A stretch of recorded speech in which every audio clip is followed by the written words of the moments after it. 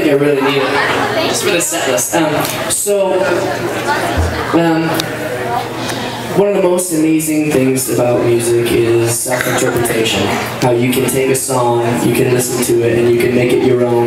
You can make it relate to what it is that you're going through, and you can, you know, it becomes a piece of you, even if that isn't necessarily what the artist was trying to convey. That's one of the most beautiful things about writing in general.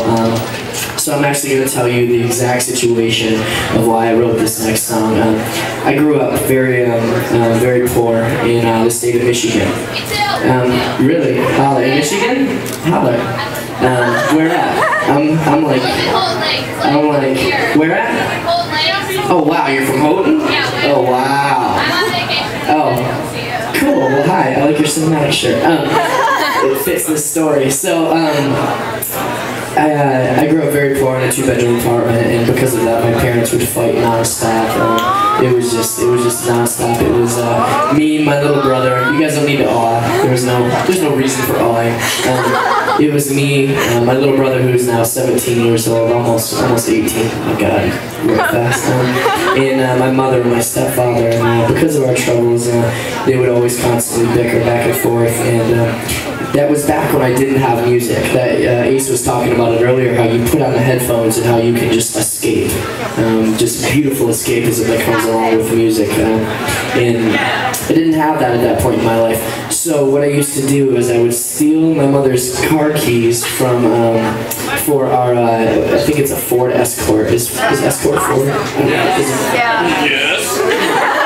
Anyway, so we had an Escort, which is like a cheap smart car, but not as cool. It's a girl car, yeah. It was my mother's.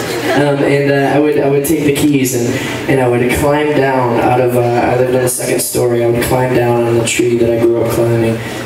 Climb down and I would hide in the car every time that they would just go back and forth. I'd like crawl like they wouldn't see me. And every time I was in that car, just waiting for everything, you know, the storm to kind of calm down, it really seemed like it would rain every single time that I was in that car. And I'd put the seat back, or I'd lay in the back seat, and I'm talking like between the ages of like 5 and like 9. And I would just lay in the back seat and put the car seat back, and I would just listen to the rain hit the top of the car.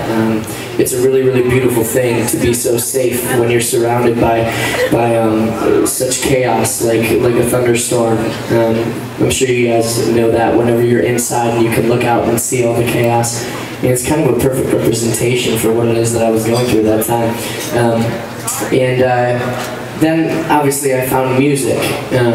And that became my form of escapism. But before that, hearing the rain hit the top was what would calm me down. It was my escapism at that point. It was what kept me sane and going, even at the age of 5. And to be kept sane, what does that mean?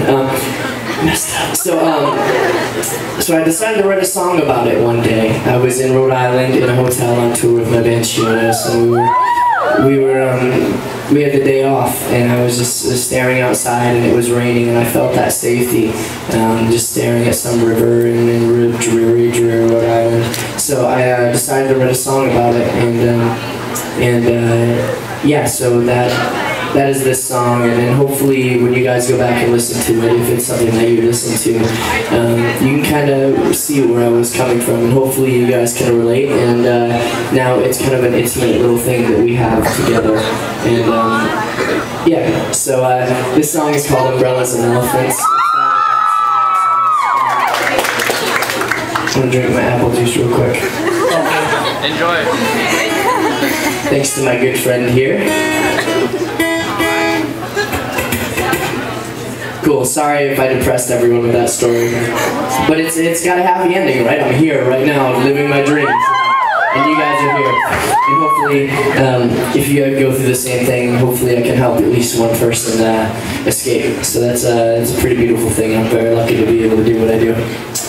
Anyway, so Umbrellas and Elephants.